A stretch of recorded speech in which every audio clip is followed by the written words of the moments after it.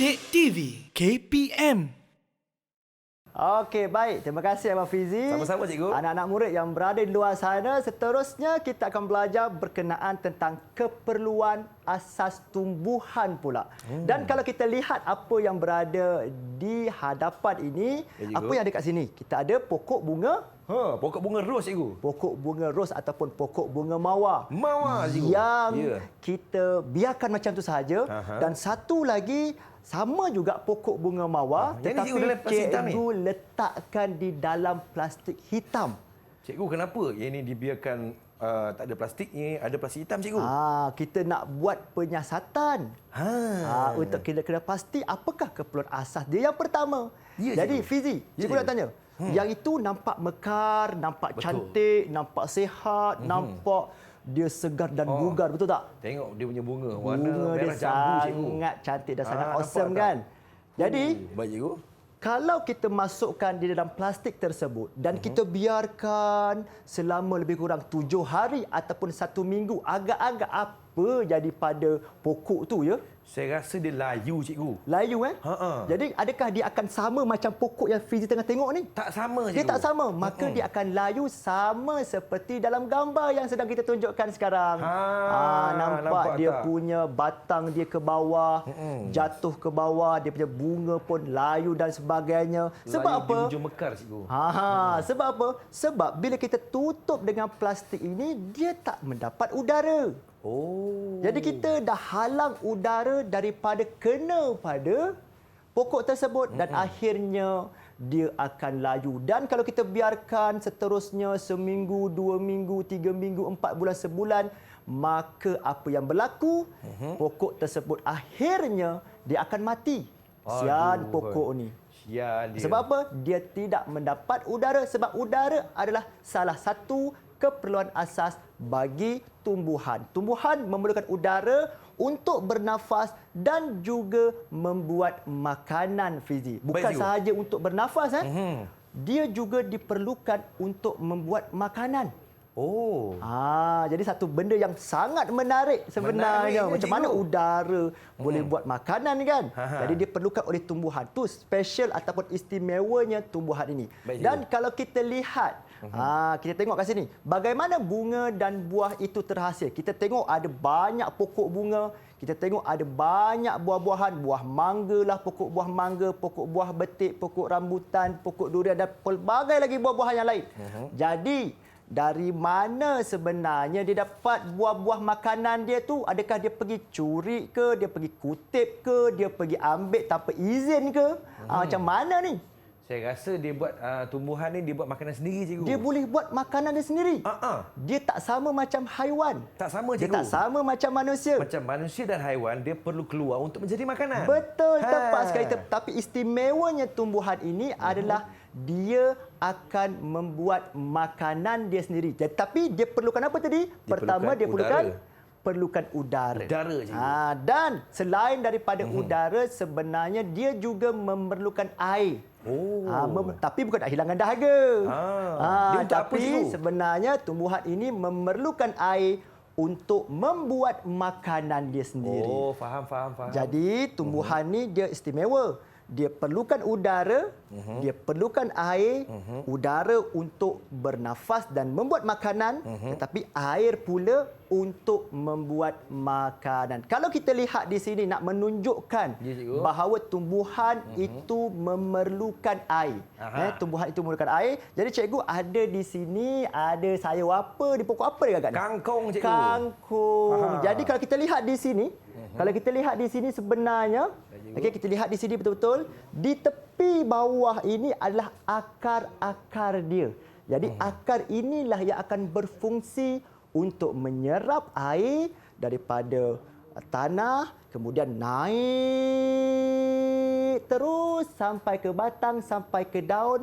Supaya apa? Supaya dia boleh membuat makanan dia sendiri. Sebab Baik, Cikgu. hanya akar adalah bahagian pada pokok yang boleh menyerap air. Jadi Fizi, faham tak pertanyaan cikgu ni? Faham, Cikgu. Faham sangat-sangat, Cikgu. Okey, baik. Kawan-kawan faham tak?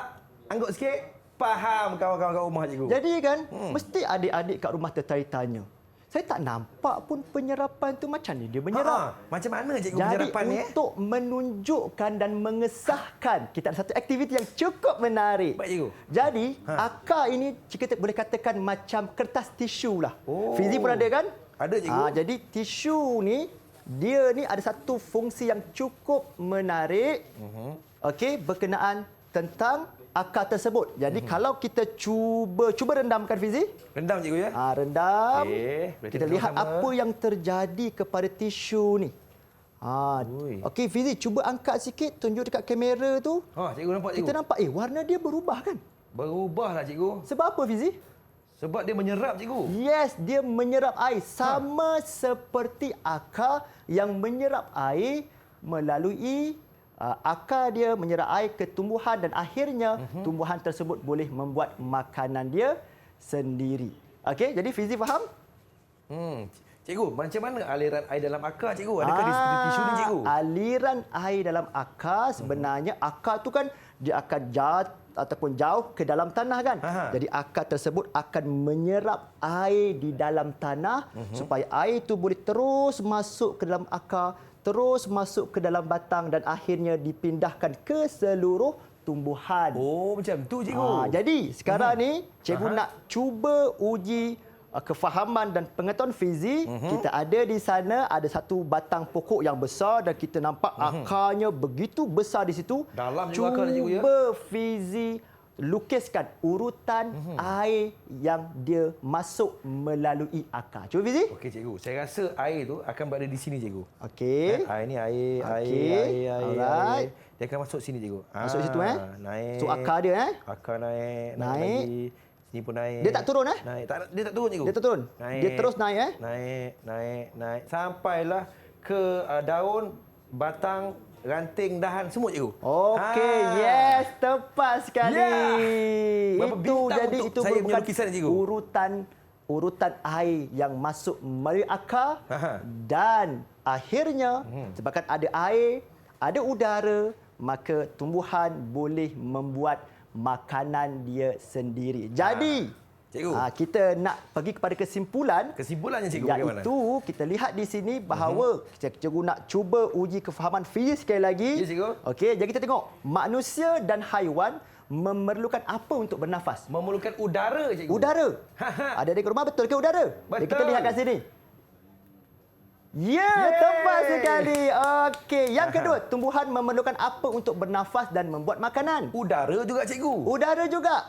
Ya, tepat sekali. Dan kita lihat yang ketiga, manusia dan haiwan memerlukan apa untuk mendapatkan tenaga? Memerlukan makanan cikgu. Makanan, Ya. tepat sekali. Dan kita lihat, manusia dan haiwan memerlukan apa untuk menghilangkan dahaga? Bermula huruf A tadi. AIR, air cikgu. Yes, tepat sekali. Dan akhir sekali, tumbuhan memerlukan apa untuk membuat makanan? Dia juga memerlukan air cikgu. Air juga untuk membuat makanan. Jadi Fizi, Ya, cikgu. Abang Fizi dan juga adik-adik yang berada di rumah sekarang ini, sebenarnya kita dah lihat berkenaan tentang keperluan asas benda hidup, kita dah melihat berkenaan tentang keperluan asas manusia, haiwan dan juga tumbuhan.